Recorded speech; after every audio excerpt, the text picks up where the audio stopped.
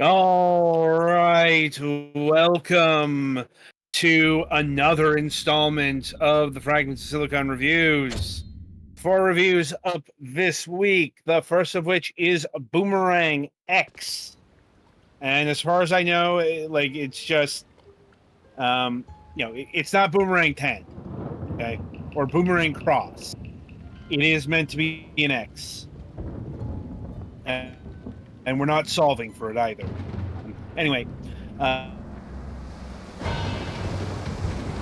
harness the power of the mystical boomerang to fling yourself through the air in this acrobatic arena shoot.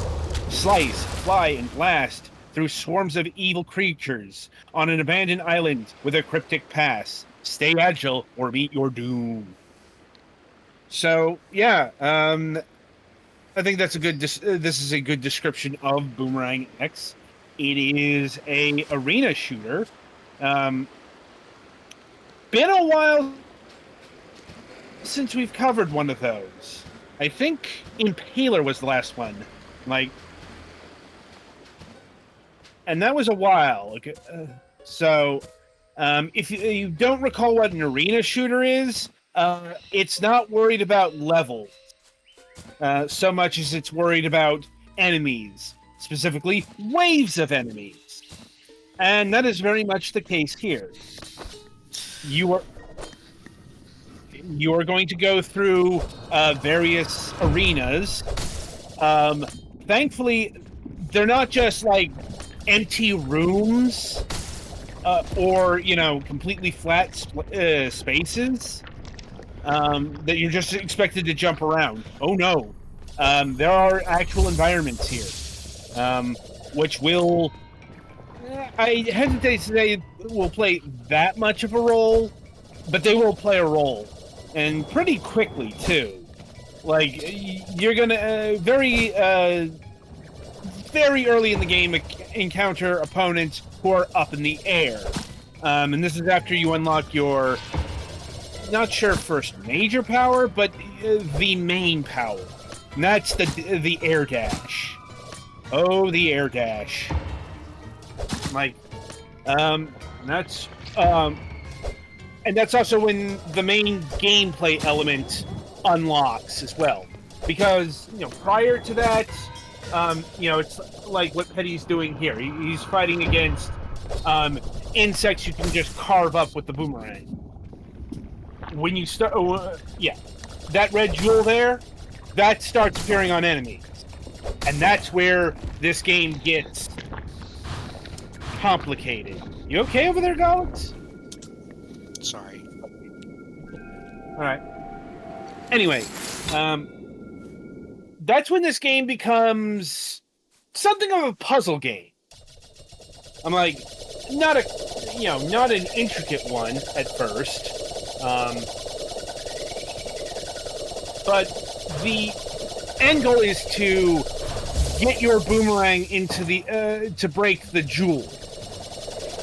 But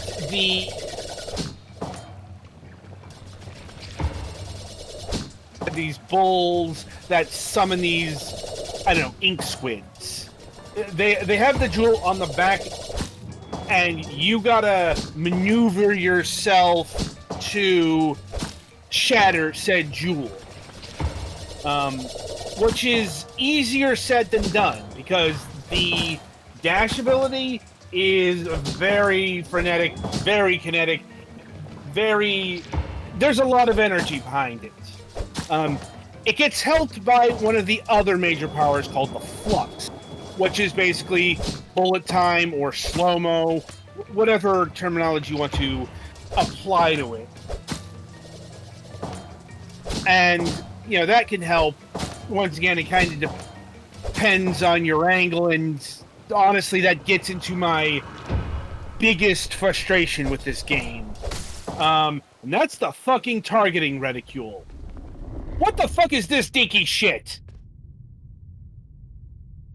Like, seriously. This tiny, tiny white X I mean, to aim. It looks fine on my monitor, but mine's also rather large. It's not a matter of the size of the screen. It's a matter of the coloration. I mean, I guess, but at least, honestly, even in like outdoor area, I could still see it. I could still see where I was aiming. It changes when you're in the middle of moving and the middle of trying to aim. Trust me, Not, it is. unless that's a full game thing, because here in the demo it's not. Well, no, you haven't gotten up to where you're starting to air dash and starting to puzzle stuff. That's where that comes into play. It's a shit reticule. Because, you know, like even against like the enemies, which are pure black, and this is white. You would think the contrast would make it stick out, but it, you know, it's too small. Now, like, yeah, when you're on the ground or like acting more tactical here, it's not too much of a problem. When you're frantically trying to dodge a whole bunch of enemies, it's a different story. Because that also ties into the hit point system. You don't have a traditional health bar in the sense of the FPS games. Like you don't have 100% health, and you know, getting hit drains a certain amount, and you get health packs or even regenerating health. No, this is more like a platformer or something like that. You know, you see that one red shield? That means you can only take one hit. You know, and you will get more hearts. You know, you will increase your hearts, but you can only take a few hits per arena gauntlet. And you can also refill. Like there are spots in an arena where there's a big heart symbol, and you're going to be able to recharge your heart if you stand in there for a bit of time, which is sometimes easier said than done. Like, also worth mentioning is the not sure if that was the final power, but that's the final. Oh right, the grappling hook. No, that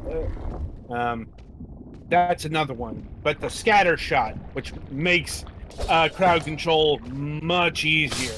You know, that's unlocked by killing more than one enemy at a time. Like,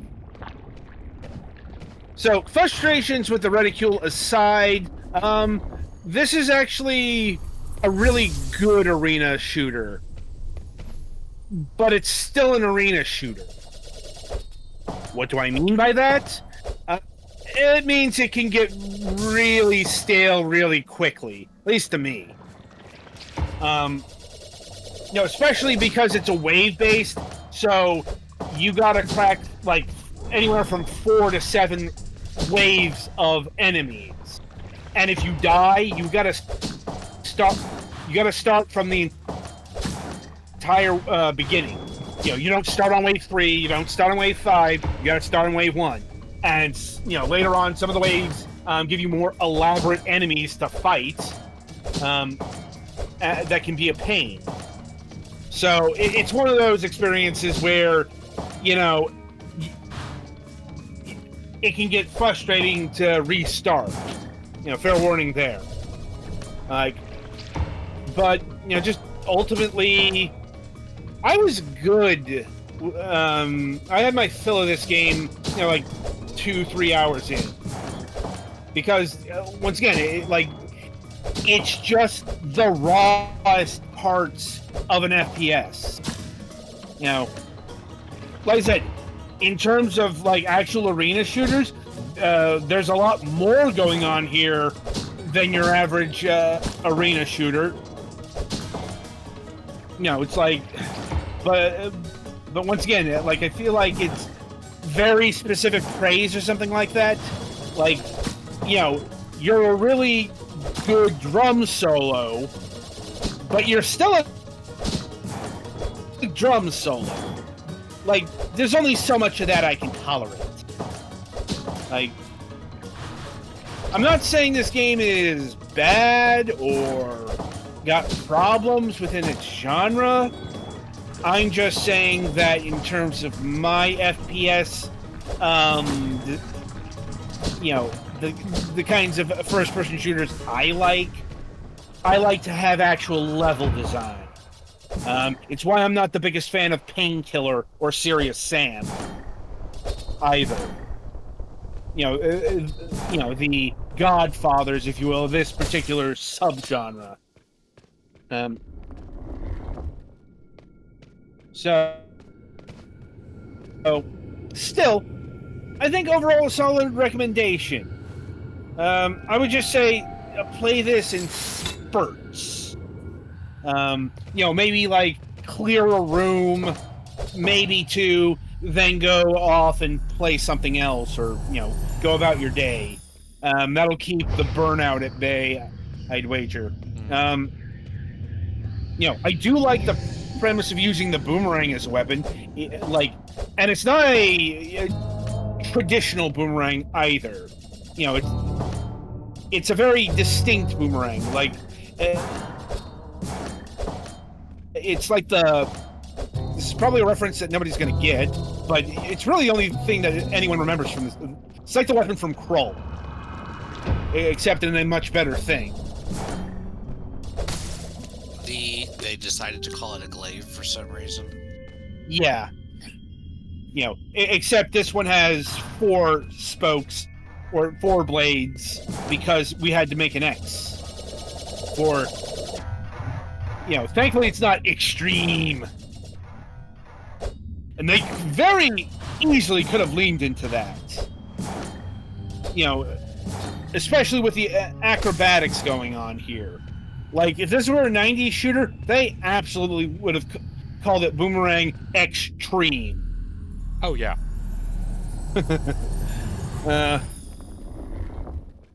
Anyway, I'm going to be honest, when did you start having problems? Because I just got the second power up, and I've not been having any issues with the reticle.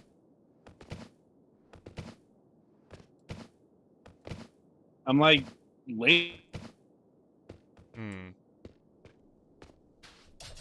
Really start packing in. Maybe it is your monitor. Because, when on this, whenever it gets on something white, I can see a little bit of a dark outline being put on the reticle, so it might just be something to do with, some game assist in Windows or something like that that's just dealing with that for me. Possibly. Either Windows or my graphics card or something, or I turned on an accessibility setting and didn't notice. It was just in my usual ones I turn on. Maybe that could be it. Because I guess I should mention there is a robust accessibility thing in here. Right. That could be turned on. Huh. Because I know I did turn off screen shake, which that does also cause issues with stuff like that. Right. Yeah, I turned off screen shake just because, it's screen shake. Yeah. I don't like screen shake. Anyway, ridicule arguments aside, what are your thoughts, Petty? I thought it was pretty alright. I thought you would. Granted, I played stuff what's it called? The one with the ninja in it. Drawing a blank here. It just got a sequel recently. Is a cyberpunk aesthetic. Oh, Ghost Runner, Grid Runner, something like that. Yes, Ghost Runner. Ghost Runner, there we go. Yeah, I played the fuck out of that. I have 3 hours on record. Okay, I would have expected more playtime. It's not a long game. Fair. Yeah. But yeah, there's definitely a lot of similarities to that with this, only instead of, melee, there is a boomerang. Right. It's also like I said, this is a true blue arena shooter. Like Mhm. Ghost Runner, that is about running through a city. Right. You know, like that's actually it has more to do with say Mirror's Edge Right. than your traditional boomer shooter. So, like this here is a cousin of, like I said, Painkiller and Serious Sam. Mhm. So, it's important to know these things. But Yeah. yeah. Anyway, uh, so in terms of pricing, Boomerang X comes in at a pretty fair $20. Yeah, I'd pay Um, $20 for this. yeah. Also, it's got a very generous demo. Oh yeah. According to the Steam page, about a full third of the game has been put in the demo there. Mhm. Um, yeah. Also, this game was specifically built for a peripheral that I can't remember, like the flick stick or something like that. I'm looking through the Steam page now and it's not mentioning it. And it came out a while ago, and this is like the only game it like got specific functionality from what I remember. Like, To Google. mm, Uh, but yeah, yeah, I'd say this game justifies its price quite nicely. Uh, and it's also got the soundtrack available. Soundtrack's fairly forgettable, as in I've already forgotten how this game sounds like. It's not mhm. been too long since I last played it. Like, like its visuals are stylized, but not ultra stylized. That makes any sense? Yeah. Like, it looks distinct, but it's not something that overly defines the game. Oh, Like, basically what it can do is it can use the gyro in like some games like yeah. the PlayStation controller. So you can kind of put a little bit of lean into it. Yeah, but I remember somebody like specifically built a controller for that, like for that type of thing on PC, and this game supports it. In fact, it was the showcase game for it. Mm. Like, God, this is gonna bug me all night. Well, no, it's called 'Cause the Flick Stick is what it looks like. First ever that, Flick Stick game.